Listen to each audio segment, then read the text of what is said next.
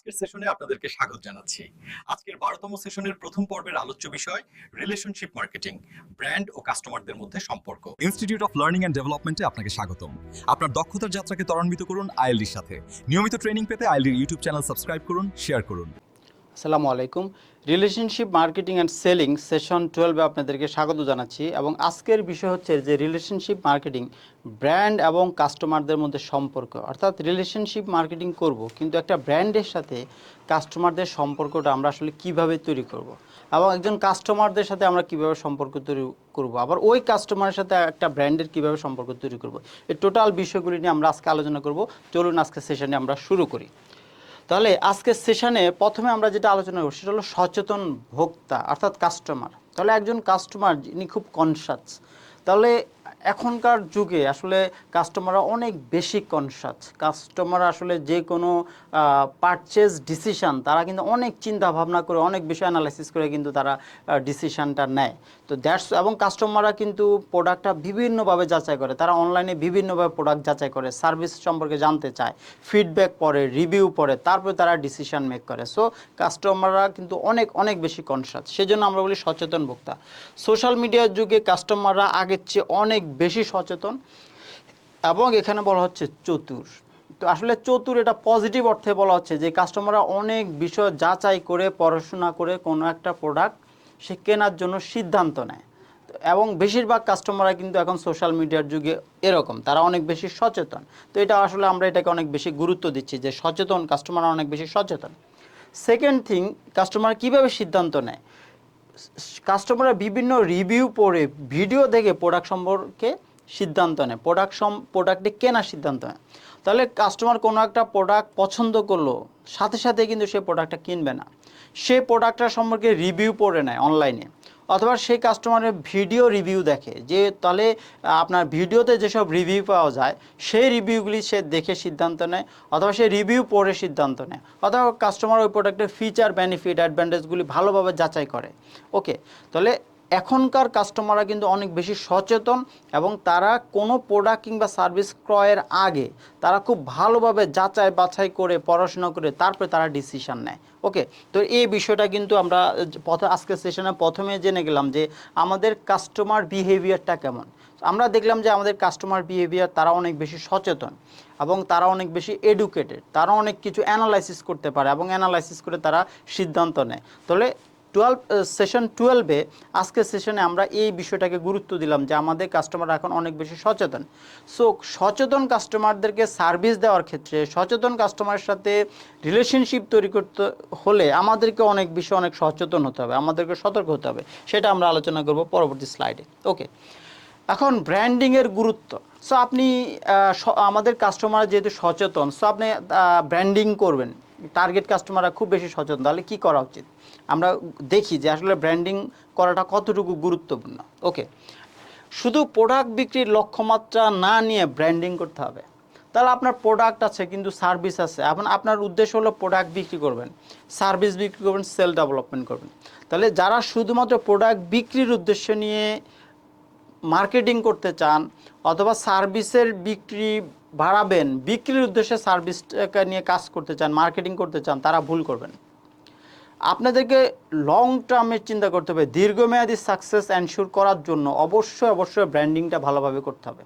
আমরা একটা সেশনে বলেছিলাম যে রিলেশনশিপ মার্কেটিংয়ের সাথে সাথে যদি আপনি ব্র্যান্ডিংটা করতে পারেন, তাহলে রিলেশনশিপ মার্কেটিং এবং ব্র্যান্ডিং করলে আপনি বহু গুণে ভালো রেজাল্ট তৈরি করতে পারবেন, আপনার সেলস অ্যাচিভমেন্ট, গ্রোথ অনেক ভালো হবে। এজন্য আমরা এখন বলছি যে আপনি তো রিলেশনশিপ মার্কেটিং করবেনই। এখানে এসে বললাম, সেশন 12-এ এসে বললাম যে আপনাকে ব্র্যান্ডিংয়ের জন্য গুরুত্ব দিতে হবে, অর্থাৎ মার্কেটিং করে শুধুমাত্র প্রোডাক্ট বিক্রি বাড়াবেন, সার্ভিসে বিক্রি বাড়াবেন সেটা না করে রিলেশনশিপ মার্কেটিংয়ের সাথে সাথে আপনাকে ব্র্যান্ডিংয়ের অ্যাক্টিভিটিটাও ভালোভাবে করতে হবে। ওকে, তবে কিন্তু আপনি উইন উইন সিচুয়েশনে থাকতে পারবেন, আপনাকে ব্র্যান্ড হিসেবে এস্টাবলিশ করতে পারবেন। সংযোগ তৈরি করা, এটা তো অবশ্যই গুরুত্বপূর্ণ, বারবার আমরা এই বিষয়টি না বলছি। কাস্টমারদের সাথে ব্র্যান্ডের সরাসরি সংযোগ ও সম্পর্ক তৈরি করতে হবে। তাহলে আমরা বিভিন্ন সেশনে বলেছিলাম যে আমাদের সাথে কাস্টমারের রিলেশনশিপ করতে হবে, এখন আবার বলছি ব্র্যান্ডের সাথে কাস্টমারের রিলেশনশিপটা তৈরি করতে হবে, সংযোগ এবং সম্পর্ক। তাহলে একটা প্রোডাক্ট অথবা একটা ব্র্যান্ড একটা প্রোডাক্টকে আপনি একটা ব্র্যান্ড হিসেবে এস্টাবলিশ করবেন, তো সেই ব্র্যান্ডের সাথে অথবা একটা প্রোডাক্ট কিংবা সার্ভিসের সাথে কাস্টমারদের সংযোগ এবং সম্পর্ক ভালোভাবে করাতে হবে। ওকে, মানে যাতে কাস্টমার প্রোডাক্টটাকে ভালোভাবে চেনে, কাস্টমার প্রোডাক্টের সব কিছু জানে, ওকে, এবং কাস্টমার প্রোডাক্টটাকে কল্পনা করতে পারে, এই ধরনের সংযোগ এবং সম্পর্ক প্রোডাক্ট এবং সার্ভিসের সাথে করতে হবে, যেটাকে আমরা বলছি কাস্টমারদের সাথে ব্র্যান্ডের সরাসরি সংযোগ এবং সম্পর্ক তৈরি করতে হবে। এবং সম্পর্ক স্থাপনটা আপনি কিভাবে করবেন? কাস্টমারদের সাথে ব্র্যান্ডের সম্পর্ক স্থাপনই হলো মার্কেটিংয়ের আলটিমেট অবজেক্টিভ। তাহলে আপনি মার্কেটিং করবেন, আলটিমেট অবজেক্টিভটা কি? সেলস না। কোনো একটা প্রোডাক্ট মার্কেটিং করলে অথবা কোনো একটা সার্ভিস মার্কেটিং করলে আলটিমেট অবজেক্টিভ হচ্ছে ওই প্রোডাক্ট এবং সার্ভিসের সাথে কাস্টমারদের একটা রিলেশনশিপ তৈরি করা, এবং রিলেশনশিপটা এমন হতে হবে যাতে কাস্টমারের মনে প্রোডাক্ট সম্পর্কে একটি অবস্থান তৈরি হয়, কাস্টমারের ব্রেইনে প্রোডাক্টের একটি অবস্থান থাকে, সার্ভিসের একটি অবস্থান থাকে। কাস্টমার যাতে চোখ বন্ধ করে প্রোডাক্টটাকে চিন্তা করতে পারে, চোখ বন্ধ করে কাস্টমারকে সার্ভিসটাকে চিন্তা করতে পারে। ওকে, তাহলে ব্র্যান্ডিং করা হচ্ছে কোনো একটা প্রোডাক্ট কিংবা সার্ভিসকে কাস্টমারের মনে জায়গা নেওয়া অথবা কাস্টমারের ব্রেইনে ওই প্রোডাক্টের তথ্য, ওই প্রোডাক্টের সার্ভিসের তথ্য যাতে ব্রেনে জায়গা করে নিতে পারে, সেরকম একটা অবস্থান তৈরি করে। এটা হলো ব্র্যান্ডিংয়ের উদ্দেশ্য, মার্কেটিংয়ের উদ্দেশ্য। তাহলে আমরা এখানে বলছি কাস্টমারদের সাথে ব্র্যান্ডের সম্পর্ক স্থাপনই মার্কেটিংয়ের উদ্দেশ্য। তাহলে কাস্টমারদের সাথে ব্র্যান্ডের সম্পর্ক স্থাপন যাতে হয়, সেটাই মার্কেটিংয়ের উদ্দেশ্য। কারণ ব্র্যান্ডিংটা হলেই কিন্তু প্রোডাক্টের সেলস অটোমেটিক্যালি হবে, ব্র্যান্ডিং হলেই সেলস হবে। ওকে, তাহলে যে কোনো প্রোডাক্ট এবং সার্ভিস মার্কেটিং করব, এবং মার্কেটিংয়ের আলটিমেট উদ্দেশ্য হচ্ছে প্রোডাক্ট এবং সার্ভিসের সাথে কাস্টমারের সাথে একটা হেলদি রিলেশনশিপ যাতে তৈরি হয়, সেরকম একটি অবস্থানটা আমরা তৈরি করব। ওকে, এখন এখানে আমরা আলোচনা করব ব্র্যান্ডের সাথে মানুষের সংযোগ। কোনো একটা ব্র্যান্ডের সাথে মানুষের সংযোগ অথবা সকল ব্র্যান্ডের সাথে মানুষের সংযোগ কিভাবে হবে এটা? ওকে, ইমোশনাল সংযোগ, ব্র্যান্ডের সাথে মানুষের ইমোশনাল সংযোগ তৈরি, ইমোশনাল সংযোগ, এটাকে বলি ইমোশনাল কানেক্টিভিটি। আমরা একটা সেশন করব, সেখানে আমরা আসলে 10টা সেশনে শুধুমাত্র ইমোশনাল ব্র্যান্ডিং নিয়ে আলোচনা করব। আমরা খুব দ্রুত সেশনটি লঞ্চ করব। তো আমরা এখানে বলছি, দেখেন, ইমোশনাল সংযোগ অর্থাৎ ব্র্যান্ডের সাথে মানুষের ইমোশনাল সংযোগ তৈরি করতে হবে। তাহলে কোনো না কোনোভাবে ব্র্যান্ডের সাথে মানুষের ইমোশনাল কানেক্টিভিটিটা তৈরি করতে হবে, সংযোগটা তৈরি করতে হবে। মানুষ যাতে ইমোশন দিয়ে ব্র্যান্ডটাকে ফিল করে, প্রোডাক্টটাকে ফিল করে, সার্ভিসটাকে ফিল করে, এই কাজটা আমাদেরকে করে দিতে হবে। এটাই হলো আমাদের মার্কেটিংয়ের উদ্দেশ্য হওয়া উচিত।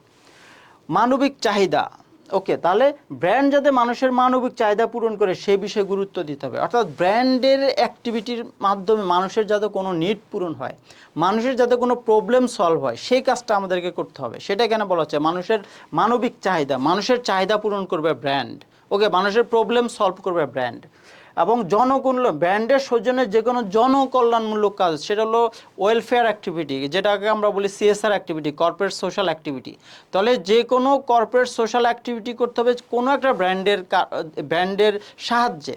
তাহলে ব্র্যান্ডের সৌজন্যে, কোনো একটা ব্র্যান্ডের সৌজন্যে আমাদেরকে কর্পোরেট সোশ্যাল অ্যাক্টিভিটি করতে হবে, অর্থাৎ সমাজে বিভিন্ন ধরনের ভালো কাজ করতে হবে কোনো একটা ব্র্যান্ডের সৌজন্যে।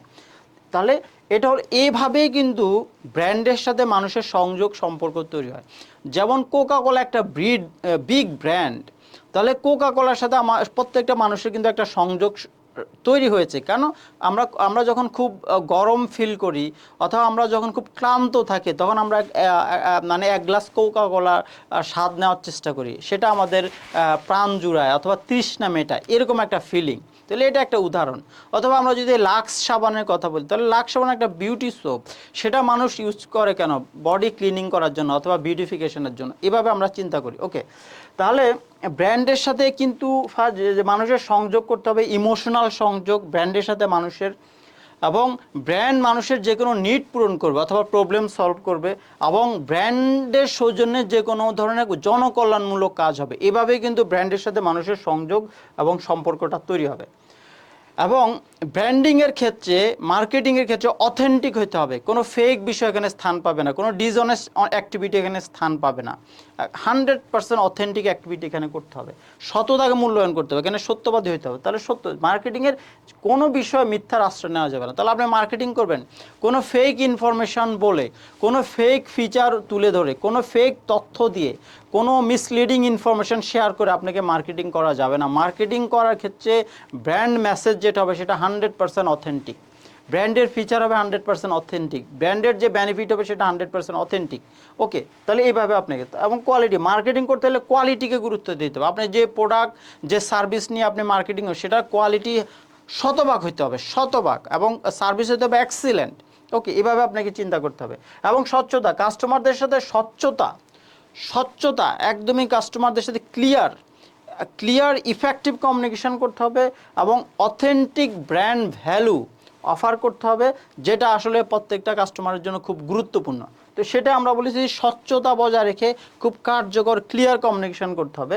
কাস্টমারদের সাথে স্বচ্ছতা, অথেন্টিক ব্র্যান্ড ভ্যালু দিয়ে কাজ করা খুব গুরুত্বপূর্ণ। সো এটা হলো অথেন্টিসিটি মেনটেন করা, ব্র্যান্ড অথেন্টিসিটি, সেটা হলো ব্র্যান্ডের যে কোনো আপনার মার্কেটিংয়ে 100% আপনার ট্রু অথেন্টিক মেসেজ শেয়ার করতে হবে, 100% কোয়ালিটি মেনটেন করতে হবে প্রোডাক্ট কিংবা সার্ভিসের অথবা ব্র্যান্ডের, এবং একদমই ক্লিয়ার ইফেক্টিভ মেসেজ শেয়ার করতে হবে, ব্র্যান্ড ভ্যালু শেয়ার করতে হবে, যাতে কাস্টমারের মনে ব্র্যান্ড সম্পর্কে একটা পজিটিভ ইতিবাচক অথেন্টিক ধারণার সৃষ্টি হয়। এই ধরনের অ্যাক্টিভিটি আমাদেরকে আসলে রিলেশনশিপ মার্কেটিংয়ের ক্ষেত্রে করতে হবে।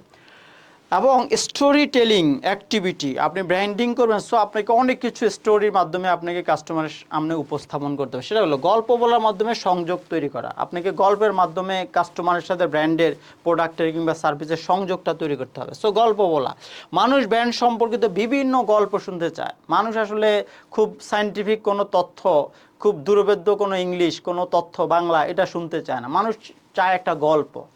তাহলে আপনাকে গল্প বলার মাধ্যমে ব্র্যান্ডের ইনফরমেশান শেয়ার করবেন, যেটা মানুষকে অনেক বেশি টাচ করবে, মানুষের হার্টকে টাচ করবে। সেটাই গল্প বলার মানুষ ব্র্যান্ড সম্পর্কিত বিভিন্ন গল্প শুনতে চায়, মানুষকে গল্প শোনাইতে হবে। সংযোগ তৈরি, গল্প বলার মাধ্যমে কাস্টমারদের সাথে মানুষের ব্র্যান্ডের সংযোগ তৈরি করতে হবে, গল্প বলার মাধ্যমে কাস্টমারদের সাথে ব্র্যান্ডের সংযোগ তৈরি করে দিতে হবে, এবং গল্প বলার মাধ্যমে সম্পর্কও তৈরি করে দিতে হবে। তাহলে প্রথমে বলা হচ্ছে যে গল্পের মাধ্যমে কিভাবে কাস্টমারদের সাথে আপনার ব্র্যান্ডের সম্পর্ক করবেন, সংযোগ তৈরি করবেন। সো গল্পের মাধ্যমে ব্র্যান্ড সম্পর্কিত বিভিন্ন গল্প মানুষ শুনতে চায়, তাহলে ব্র্যান্ড সম্পর্কিত বিভিন্ন গল্প মানুষকে শোনাইতে হবে, মানুষকে গল্প বলতে হবে ব্র্যান্ড সম্পর্কিত। গল্প বলার মাধ্যমে মানুষের সাথে সংযোগ তৈরি করতে হবে, গল্পের মাধ্যমে মানুষের সাথে ব্র্যান্ডের একটি সংযোগ তৈরি হবে। ফাইনালি গল্প বলার মাধ্যমে মানুষের সাথে ব্র্যান্ডের সম্পর্ক তৈরি হবে। তাহলে একটা হলো মানুষ গল্প শুনতে চায়, ব্র্যান্ডের গল্প বলেন। এরপরে গল্পের মাধ্যমে মানুষের সাথে সংযোগ তৈরি করেন। এরপরে বলা হচ্ছে যে গল্পের মাধ্যমে মানুষের সাথে ব্র্যান্ডের সম্পর্কটাও তৈরি করে দেন। তাহলে গল্পটা এখানে খুব গুরুত্বপূর্ণ, স্টোরিটা এখানে গুরুত্বপূর্ণ হয়। এই জন্য আপনি ব্র্যান্ডের যত ধরনের কন্টেন্ট শেয়ার করবেন, কন্টেন্টে যাতে গল্প থাকে, এই বিষয়টা আপনাকে গুরুত্ব দিতে হবে, এবং এটা রিলেশনশিপ মার্কেটিং অনেক বড় ধরনের ইম্প্যাক্ট তৈরি করে।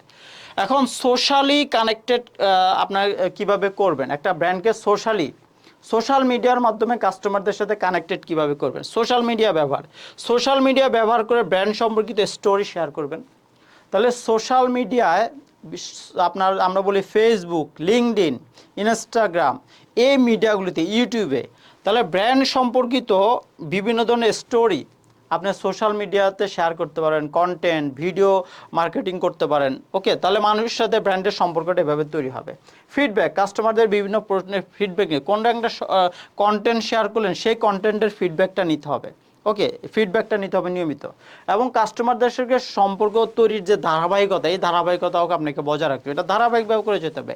এক সিজনে বছরে 6 মাস করলেন, বাকি 6 মাস হবে না। আপনাকে আপনার 4টা কোয়ার্টারে প্রতি মাসে আপনাকে ধারাবাহিকভাবে বিভিন্ন ধরনের স্টোরি আপনাকে সোশ্যাল মিডিয়া বিভিন্নভাবে আপনাকে শেয়ার করতে হবে, যাতে মানুষের সাথে সংযোগ তৈরি হয়, সম্পর্ক তৈরি হয়, এবং সেটার ধারাবাহিকতা যাতে সঠিকভাবে থাকে। এরপর তাহলে কন্টেন্ট তৈরি গুরুত্ব, কন্টেন্ট আমরা কিভাবে তৈরি করব, কন্টেন্ট তৈরি গুরুত্বটা যদি আমরা বলি, গুরুত্বহীন কন্টেন্ট তৈরি না করা। আপনার গুরুত্বহীন কোনো কন্টেন্ট তৈরি করা সেটা শেয়ারও করা যায়, গুরুত্বপূর্ণ কন্টেন্ট তৈরি করতে হবে। এবং কাস্টমার এঙ্গেজমেন্ট বৃদ্ধি করতে হবে। সো কাস্টমার এঙ্গেজমেন্ট বৃদ্ধির জন্যই তো আপনি কন্টেন্ট তৈরি করবেন। আপনাকে প্রতিনিয়ত নতুন কাস্টমার তৈরি করতে হলে নতুন মানুষের সাথে এঙ্গেজমেন্টে যেতে হবে এবং নতুন মানুষের মনোযোগটা পেতে হলে নতুন কন্টেন্ট শেয়ার করতে হবে, সেটা এখানে বলা হচ্ছে। এবং আনন্দদায়ক কন্টেন্ট যাতে আনন্দদায়ক হয়, তথ্য সমৃদ্ধ হয়। কন্টেন্ট যদি খুব বোরিং হয়, খুব স্লো হয়, সেই কন্টেন্ট কেউ দেখবে না। তো কন্টেন্ট হইতে হবে আনন্দদায়ক, কন্টেন্ট হইতে হবে গুরুত্বপূর্ণ, তথ্য সমৃদ্ধ, যেটা মানুষের উপকার লাগে, কারণ আপনি তথ্য দিয়েও কিন্তু মানুষকে উপকার করতে পারেন। ইনস্টিটিউট অফ লার্নিং অ্যান্ড ডেভেলপমেন্টে আপনাকে স্বাগতম। দক্ষতার যাত্রাকে ত্বরান্বিত করতে এবং নিয়মিত ট্রেনিং রিসোর্স পেতে আইএলডির ইউটিউব চ্যানেলটি সাবস্ক্রাইব করে রাখুন।